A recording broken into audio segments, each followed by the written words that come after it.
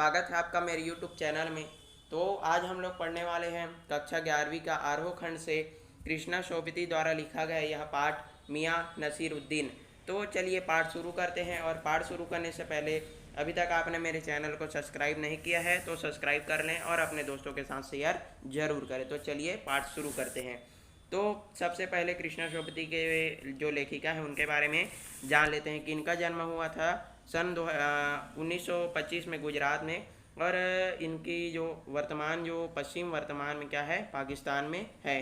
तो प्रमुख जो रचनाएं हैं इनकी वो क्या क्या है तो जिंदगी नामा, दिलो, दानिश ए लड़की, समय सरगम, डार से बिछुड़ी मित्रों, मरजानी बादलों के घेरे, सूरजमुखी अंधेरे के हम, हसमत शब्दों के आलोक में। तो ये सब जो जितने भी हैं वो इनकी प्रमुख जो है रचनाएं हैं। और इनको जो है साहित्य अकादमी सम्मान, हिंदी अकादमी का शलाका सम्मान, साहित्य अकादमी की 72 सदस्यता सहित अनेक जो है पुरस्कार, राष्ट्रीय पुरस्कार इनको से सम्मानित किया गया है। तो चलिए पाठ शुरू करते हैं।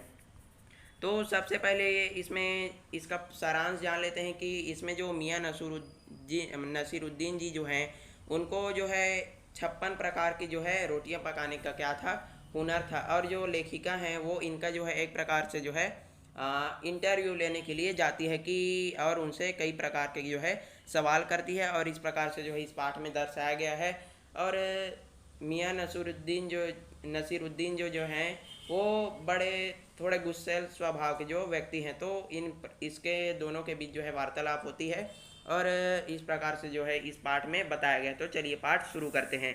तो साहबों उस दिन अपन मटिया महल की तरफ से गुजर जाते तो राजनीति, साहित्य और कला के हजारों हजार मसीहों के धूम धड़कों में नान भाइयों के मसीहा मियाँ नसीरुद्दीन को कैसे तो पहचानते और कैसे उठाते लुप्त उनके मसीही अंदाज का।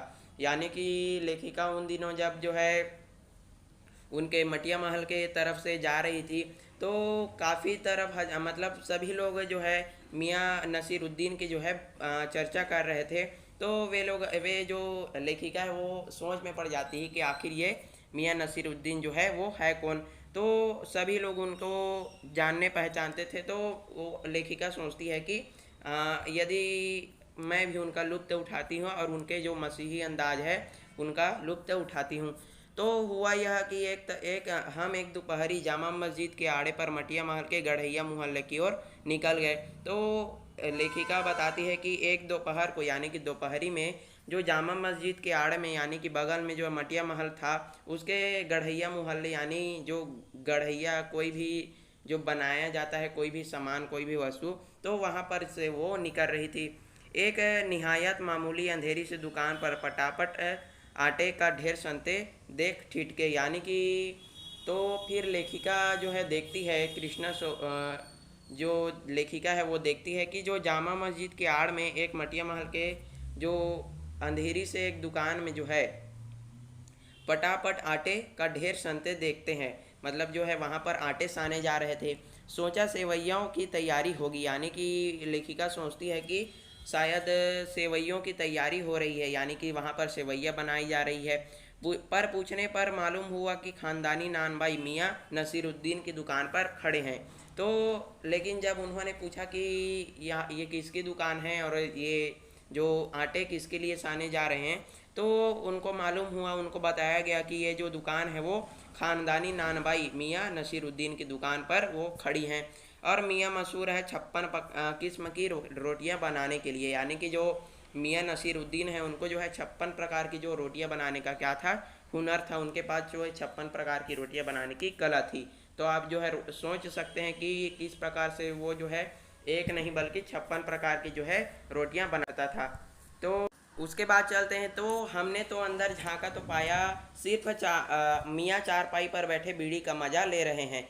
तो जैसे ही लेखिका अंदर की ओर उनके दुकान के अंदर की ओर झांकती है तो वे देखती है कि जो मियाँ नसीरुद्दीन जी जो हैं वो चारपाई पर बैठे यानी कि चारपाई पर बैठे हुए क्या पी रहे थे, बीड़ी का मजा ले रहे थे। वो लोग वे जो है बीड़ी पी रहे थे।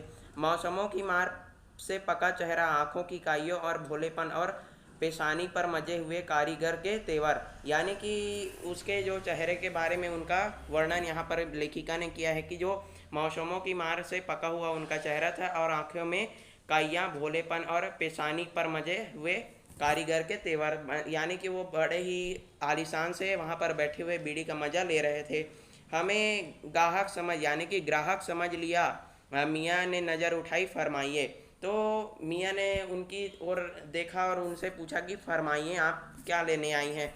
तो झिझक से कहा, आपसे कुछ एक सवाल पूछने थे, आपको वक्त हो तो फिर लेखिका उनसे पूछती है कि अचानक से झिझक कर पूछती है कि आपसे कुछ सवाल पूछने थे, यदि आपको वक्त हो तो मियाँ नसीरुद्दीन जी ने पंचहजारी अंदाज से सिर हिलाया, निकाल लेंगे वक्त थोड़ा, पर यह तो कहिए आपको पूछना क्या है।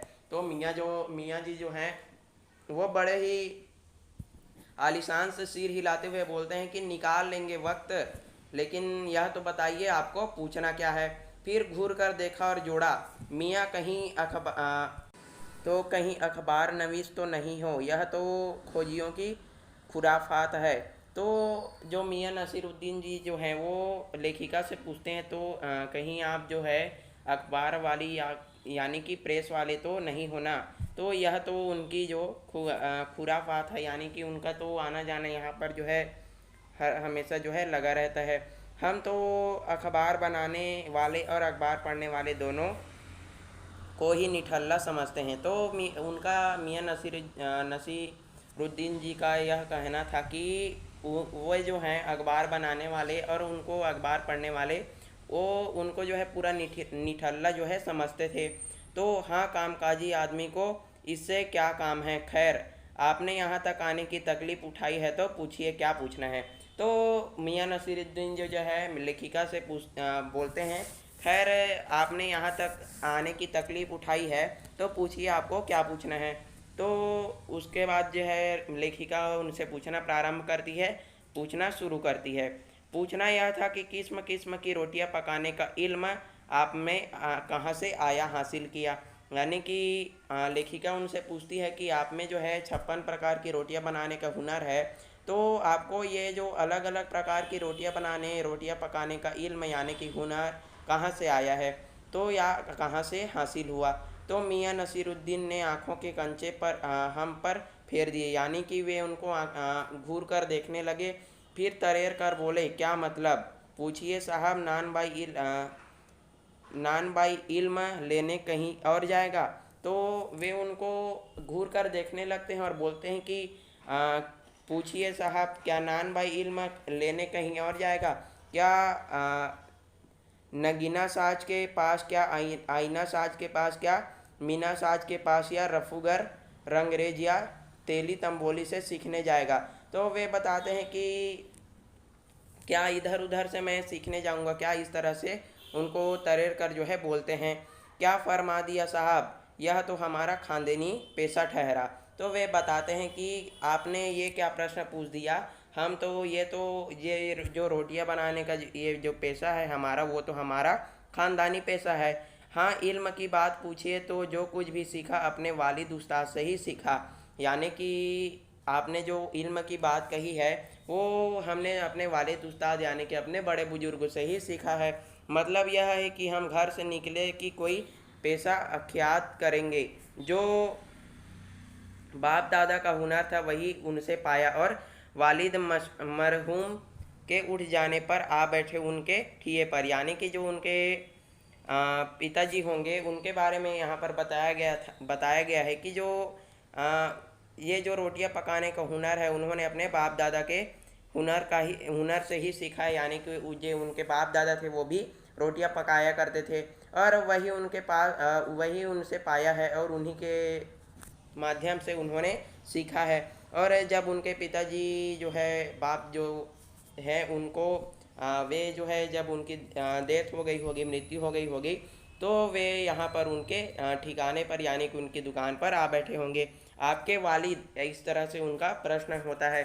तो मियाँ नसीरुद्दीन की आंखें लम्हा भर के लिए किसी भट्टी में गुम हो गई, यानी कि वे जो है भट्टी को जो है एक टक उनकी याद में जो है देखने लगा गहरी सोच में है। फिर सिर हिलाया, क्या आंखों के आगे चेहरा जिंदा हो गया। हाँ, हमारे वालिद साहब मशहूर थे मियाँ बरकत शाही नान बाई गढ़ैया वाले के नाम से। तो वे अपने वालिद साहब के जो नाम है उनको बताते हैं कि उनका नाम क्या था। नान बाई गढ़ैया वाले के नाम से क्या थे, वो मशहूर थे। और उनके वालिद यानी कि हमारे दादा साहिब थे आला नानबाई मियाँ कल्लन। यानी कि यहाँ पर वालिद शब्द का प्रयोग जो है पिताजी के रूप में जो है किया गया है। और उनके वे जो है अपने दादा और अपने पिताजी का नाम यहाँ पर बताते हैं। आपको इन दोनों में से किस किस की आ, किसी किसी की कोई भी नसीहत याद हो तो नसीहत काहे कि मियाँ काम करने से आता है नसीहतों से नहीं। तो वे पूछते हैं कि आपको इनमें से किसी किसी की कोई नसीहत याद हो तो बताइए। तो वे बताते हैं कि नसीहत तो काम करने से आता है और नसीहत से नहीं। तो जो काम करने से आता है नसीहत तो नहीं। बजा फरमाइए पर यह तो बताइए ही बताइए कि जब आप इस काम पर लगे तो वालिद साहब ने सीख के तौर पर कुछ तो कहा होगा। तो मतलब वे जो लेखिका है वो पूछती हैं कि जब आप इस काम पर लगे होंगे रोटियां बनाने के काम पर तो आपके जो पिताजी हैं उन्होंने आप इस सीख के लिए कुछ तो कहा होगा, सीख के तौर पर आपसे कुछ तो कहा होगा। तो नसीरुद्दीन साहब ने जल्दी जल्दी दो तीन कंस खींचे, यानी कि वे जो है बीड़ी का कंस जो है दो तीन बार खींचते हैं, गला साफ किया और बड़े अंदाज से बोले अगर आपको कुछ कहलवाना ही है तो बता देते हैं। आप जानो जब बच्चा उस्ताद के यहाँ पढ़ने बैठता है तब उस्ताद कहता है कह अलिफ, बच्चा कहता है अलिफ, कह बे, बच्चा कहता है बे, कह जीम, बच्चा कहता है जीम। यानी कि वो जो है बताने में थोड़ा कंजूसी कर रहे थे, इस प्रकार बोला जा सकता है। यानी कि वे बात से अपने मुकरना चाहते थे तो अच्छी साफ स्पष्ट रूप से वो बताना नहीं चाहते थे। इसी बीच उस्ताद जोर जोर का एक सिर पर धरता है और शागिर्द चुपचाप परवान करता है। समझे साहिब, एक तो पढ़ाई ऐसी और दूसरी बात बीच में छोड़ सामने से गुजरते मीर साहब की आवाज़ दे डाली, कहो भाई मीर साहब सुबह ना आना हुआ पर क्यों। तो ऐसे ही उन दोनों में बातचीत होती रही मियाँ नसीरुद्दीन और लेखिका में। तो उसी बीच जो है उनके दुकान के सामने से एक मीर साहब जो मीर भाई नाम का एक जो है व्यक्ति गुजरता है, मीर साहिब। तो वह उनको आवाज़ देते हैं कि आपको कैसे सुबह आना ना हुआ। तो मीर साहिब ने सिर हिलाया, मियाँ अभी लौट के आते हैं तो बतावेंगे। तो उन्होंने अपना सिर हिला दिया कि अभी लौट के आ रहे हैं तो बता देंगे। तो आप दूसरी पढ़ाई की बाबत कुछ कह रहे थे ना। तो इस प्रकार से जो वे अपने मुद्दे पर फिर से वापस आ जाते हैं। इस बार मियाँ ने यूँ सिर हिलाया कि सुकरात हो। हाँ, एक दूसरी पढ़ाई भी होती है, सुनिए। अगर बच्चा को भेजा मदरसे में तो बच्चा न कच्ची में बैठा न वह बैठा पक्की में न दूसरी में आ जाए बैठा तीसरी में। हम तो यूं पूछेंगे कि उन तीनों जमातों का क्या हुआ, उन तीनों क्लासों का।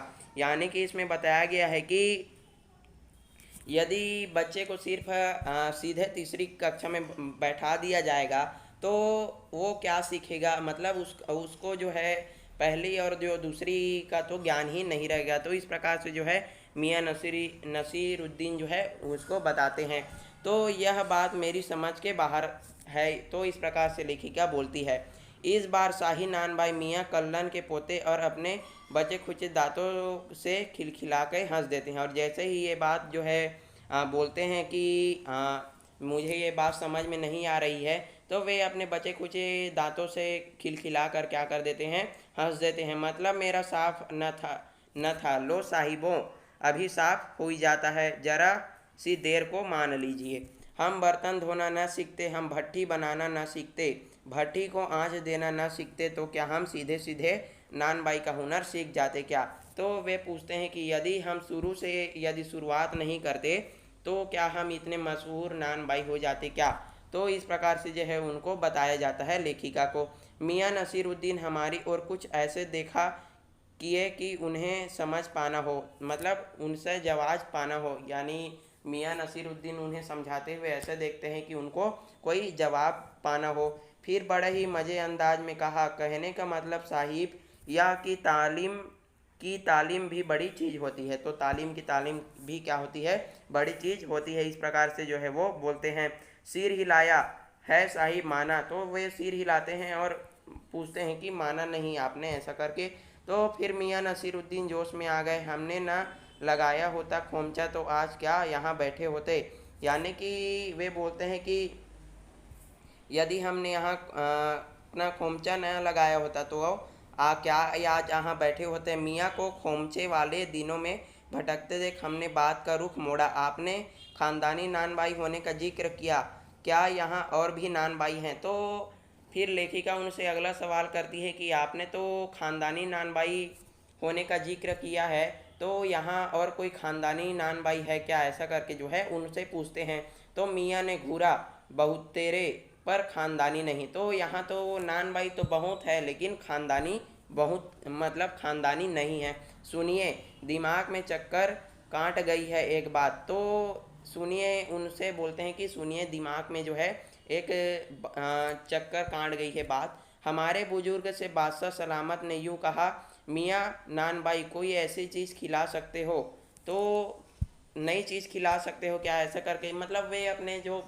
पिछले बात को लेखिका के सामने प्रकट करते हैं कि जो हमारे बुजुर्ग जो थे वो बादशाह सलामत ने मतलब हमारे बुजुर्ग जी जैसे बादशाह सलामत ने कहा कि मियाँ नानबाई कोई नई चीज़ खिला सकते हो तो हुक्म कीजिए जहाँ पना। तो इस प्रकार से जो है मियाँ नसीरुद्दीन के जो बुजुर्ग थे उन्होंने जो बादशाह सलामत थे उनके बारे में उनके सामने कहा होगा। तो बादशाह सलामत ने फरमाया, कोई ऐसी चीज़ बनाओ जो ना आग में से पके ना पानी से बने।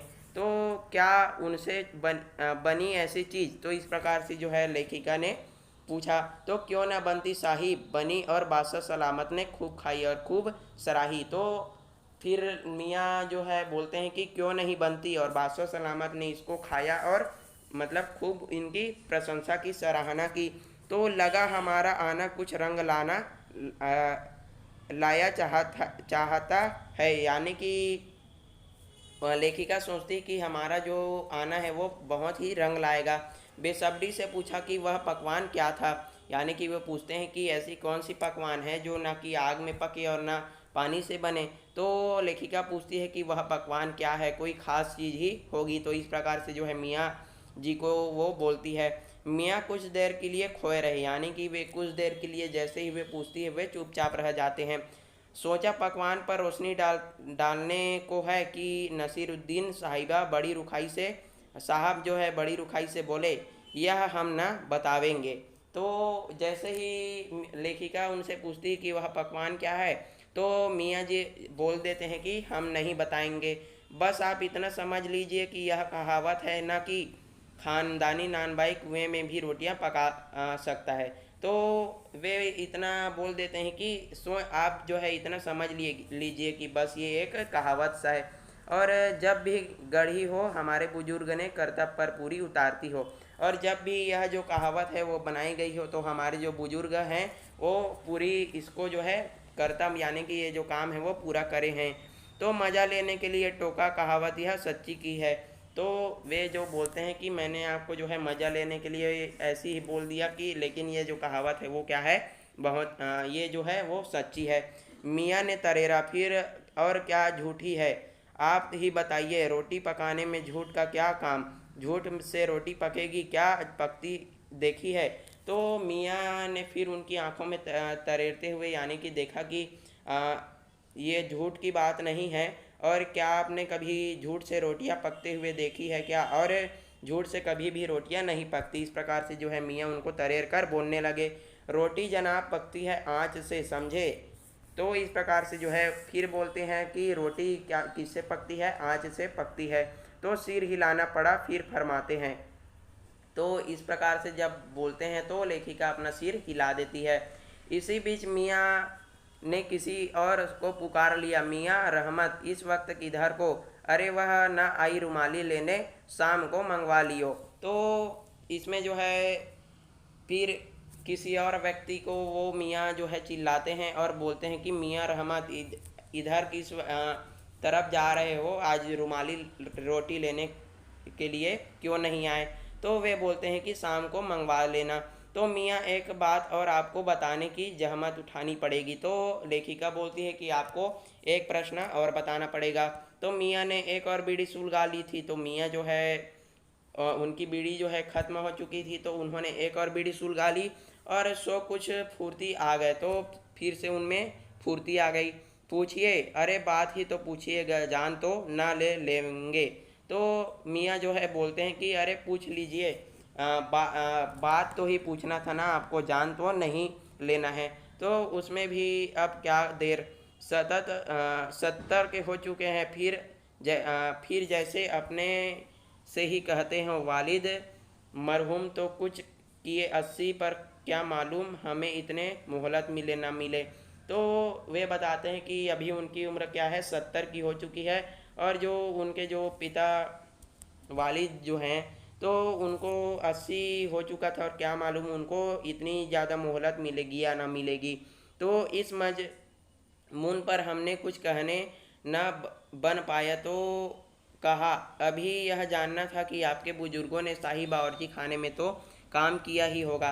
तो लेखिका उनसे पूछती है कि जो आपके बुजुर्ग थे, वो जो है शाही बावर्ची खाने में, यानी कि जो बादशाह जो का जो रसोई होता है शाही बावर्ची खाना, उसमें तो काम किया ही होगा ना। तो इस प्रकार से जो है पूछती है। तो मियाँ ने बेरुखी से टोका, वह बात तो पहले हो चुकी है ना। तो मियाँ ने उनको बताया कि ये जो बात है वो तो पहले हो चुकी है ना। तो हो चुकी है साहिब, पर जानना यह था कि दिल्ली के किस बादशाह के यहाँ आपके बुजुर्ग काम किया करते थे। तो लेखिका उनको बोलती है कि बात तो हो चुकी है, पर मुझे ये जानना है कि जो आपने बताया कि आपके जो बुजुर्ग हैं वो बादशाह, मतलब बादशाह सलामत के यहाँ काम किया करते थे, तो किस बादशाह के यहाँ काम करते थे। तो अर्ज साहिब, क्यों बाल की खाल निकालने पर तुले हो, कह दिया ना कि बादशाह के यहाँ काम करते थे, सो काफ़ी नहीं। तो वे फिर मियाँ भड़क उठते हैं कि कह दिया सो कह दिया, अब उसका बाल की खाल क्यों निकाल रहे हो। बादशाह सलामत के यहाँ काम करते थे, मतलब करते थे। हम किसी यानी हंसी हंसे है तो काफ़ी, पर जरा नाम लेते तो उसे वक्त मिला लेते। तो लेखिका जो है हंस पड़ी और फिर बोलने लगी कि जरा नाम ले लेते तो और भी अच्छा हो जाता। वक्त से मिला लेते खूब, पर किसे मिलाते जनाब आप वक्त से। मियाँ हंसे जैसे हमारी खिल्ली उड़ा लेते। तो जैसे ही वे बोलते हैं कि उसे वक्त से मिला लेते, तो फिर मियाँ नसीरुद्दीन जो है उनको बोलते, खिल्ली उड़ाते हुए उनके बोलते हैं कि वक्त से तो मिला लेते, पर किसे मिलाते, ऐसा करके उनको बोलती है। वक्त से वक्त को किसी ने मिलाया है आज तक, खैर पूछिए किसका नाम जानते हैं। दिल्ली के बादशाह का ही ना, उनका नाम कौन नहीं जानता, जहाँ पना बादशाह सलामत ही है ना। तो कौन से बहादुर जफ़र की। तो जैसे कि लेखिका ने उनसे लेखिका का जैसे ही उन्होंने खिल्ली उड़ाया, तो जो लेखिका है उनको बोलती है कि वक्त से वक्त को किसी ने मिलाया है आज तक, खैर पूछिए किसका नाम जानना चाहते हैं। तो दिल्ली के बादशाह का ही ना, तो उनका नाम कौन नहीं जानता, जहाँ पनाह बादशाह सलामत ही है ना। तो इस प्रकार से जो है वो पूछती है। तो कौन से बहादुर जफ़र की, मियाँ ने खींच कर कहा, फिर उलट पलट के वही बात। तो फिर जो है मियाँ जो है क्रोधित हो गए, गुस्से में आ गए, और उन्होंने फिर कहा, फिर आप जो है उलट पुलट कर वही बात ला रही हैं, लिख लीजिए बस यही नाम, आपको कौन बादशाह के नाम पर चिट्ठी रुक्का भेजना है, जो डाक खाने वालों के लिए सही पता जरूरी है। तो वे भड़क कर बोलते हैं कि यही नाम जो है लिख लीजिए आप, कौन से आपको जो है बादशाह के लिए जो है चिट्ठी लिख रही है। इस प्रकार से वे डांटने लगे। तो हमें बिटर बिटर अपनी तरफ देखते पाया, तो सिर हिलाकर अपने कारीगर से बोले, अरे वो बब्बन मियाँ, भट्ठी सुलगा दो, काम से निपटे। तो फिर हमें जो बताते हैं कि जो फिर उसके बाद जो है मियाँ नसीरुद्दीन जो है लेखिका को जो है घूर घूर कर देखने लगे, और उनको फिर अपने कारगिर यानी कि अपने जो साथी थे उनको बोले, अरे वो बब्बन मियाँ जो जला भट्ठी सुलगा दो, हमको क्या करना है, काम से निपटना है। यह बब्बन मियाँ कौन है साहिब। तो मियाँ ने रुखाई से जैसे फाक ही काट दी हो, अरे कारीगिर और कौन होंगे। तो जैसे ही बब्बन मियाँ का नाम सुना, तो लेखिका ने पूछा कि ये बब्बन मियाँ कौन है। तो मियाँ नसीरुद्दीन जो है फिर से क्रोधित हो गए और बोले कि ये अपना कारीगर है और कौन होंगे। तो मन में आया पूछ लें आपके कितने बेटी बेटियां हैं, पर मियाँ नसीरुद्दीन के चेहरे पर किसी दबे हुए अधड़ के आसार देख यह मजबून न छेड़ने का फैसला किया। तो फिर लेखिका ने सोचा कि क्यों ना मैं उनको पूछ लूँ कि आपके कितने बेटे बेटियां हैं, लेकिन ये जो बात है अपने मन में ही सीमित रख ली। वे ऐसा प्रश्न नहीं की, इतना ही कहा ये कारीगर लोग आपकी शागिर्दी करते हैं, यानी कि ये जो कारीगर हैं वो जो है आपकी बात मानते हैं या नहीं मानते, इस प्रकार से जो है पूछते हैं। तो खाली शागिर्दी ही नहीं साहिब, गिन के मजूरी देता हूँ, यानी कि मजदूरी देता हूँ। 2 रुपये मन आटे की मजदूरी और 4 रुपये मैदे की मजदूरी। हाँ, तो इस प्रकार से जो है वो बताते हैं। ज़्यादातर भट्ठी पर कौन सी रोटियां पका करती है, तो वे फिर से पूछ लेती है कि ज़्यादातर जो भट्ठी पर जो है कौन सी रोटियां पका करती है। मियाँ को अब तक इस मजबून में कोई दिलचस्पी बाकी न रही थी, फिर भी वो उनसे छुटकारा पाने के लिए बोले, यानी कि अब मियाँ को इस जो सवाल जवाब पर कोई भी उनका दिल नहीं कर रहा था, तो दिलचस्पी नहीं थी, फिर भी वो बोले कि बाकर खानी, सिरमाल, ताफ्तान, बेसनी, खमीरी, रुमाली, गाव, दीदा, गाजेबान, तुनकी इत्यादि जो है रोटियों के वे नाम लेते गए। फिर तेवर चढ़ा, हमें घूर कर कहा, तुनकी पापड़ से महीन होती है, महीन। हाँ, किसी दिन खिलाएंगे आपको। तो फिर मियाँ नसीरुद्दीन जो है उनको बोलते हैं कि जो तुनकी जो रोटी होती है वो पापड़ से भी महीन होती है, यानी कि बारीक होती है, और किसी दिन आपको जो है खिला देंगे। एकाएक मियाँ की आंखों के आगे कुछ कौंध आ गए, यानी कि एकाएक मियाँ की आंखों में कौंध आ गया। एक लंबी सांस भरी और किसी गुमशुदा याद को फिर ताज़ा करने के लिए कहा, उतर गए वे जमाने और गए वे कद्रदान जो पकाने खाने के कद्र करना जानते थे। मियाँ अब क्या रखा है, निगाली, तंदूरी, निगल और हजम। तो वे मियाँ जो है अपनी याद करने लगे पिछले ज़माने की, और वे बोलने लगे कि वो अब ज़माना निकल गया है, अब सीधा जो है रोटी निकाली जाती है और निगल ली जाती है। तो इस प्रकार से यह जो पाठ था मियाँ नसीरुद्दीन जी का। और पाठ समझ में आए तो लाइक करें, शेयर करें, सब्सक्राइब करें। वीडियो देखने के लिए धन्यवाद।